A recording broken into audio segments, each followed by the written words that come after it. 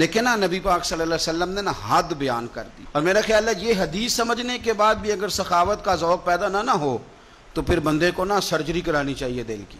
نبی پاک صلی اللہ علیہ وسلم نے فرمایا اللہ کے رستے میں خیرات کر کے جہنم سے بچ جاؤ، اللہ کے رستے میں خیرات کر کے جہنم سے بچ جاؤ، اللہ کے رستے میں دیکھ کے جہنم سے بچ جاؤ۔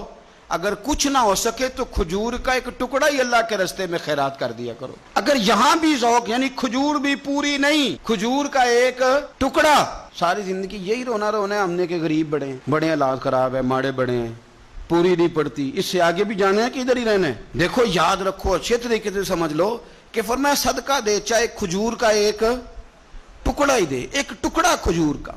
اب سمجھ لیں بات کو، ہمارا جو معیار اب خرچ کرنے کا ہے نا، وہ تو ہم نے امیر لوگوں کے ذمہ لگا دیا ہے، اور امیر بیچارہ بھی وہ کئی دفعہ الجھ جاتا ہے، وہ کہتا ہے جناب کس کس کو دیں، مسجد کو، مدرسے کو، گلی بنانے والوں کو، قبرستان بنانے والوں کو، غریبوں کو، بیواؤں کو، سب کو پتہ چل گیا محلے میں فلانا بندہ امیر ہے، تو ہر ایک کی توجہ اسی کی جانب ہے۔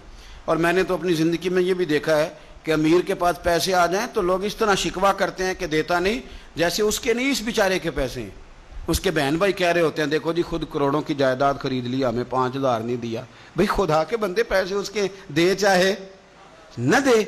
تو جب ہم سارے مل کے سخاوت کریں گے، جب امت ساری یہ شعور پیدا کرے گی، بیدار کرے گی اپنے دل میں باتیں کہ میں نے اللہ کے رستے میں کچھ دینا ہے۔ میں اکثر کہتا ہوں کہ ایک پوری یونیورسٹی قائم کر دینا بھی بڑا کمال ہے کہ میں نے اپنے شہر کے اندر ضلع میں ایک یونیورسٹی قائم کر دی، اور ایک مدرسہ قائم کر دینا قرآن و سنت کا بہت بڑا کمال ہے۔ لیکن ہم یہ سارا کچھ نہیں کر سکتے، ایک غریب بچے کا خرچہ تو اٹھا سکتے ہیں کہ نہیں؟ اگر آپ نے ایک غریب بچہ باشعور کر دیا، تعلیم یافتہ ہو گیا، تو آپ نے یونیورسٹی کا کام ہی کیا ہے۔ لیکن ہم اس طرف بھی آنے کو تیار نہیں ہوتے۔ اپنی قربانی کے لحاظ سے ماحول کو سخاوت کا رنگ دیں، ماحول کو ذوق کا رنگ دیں۔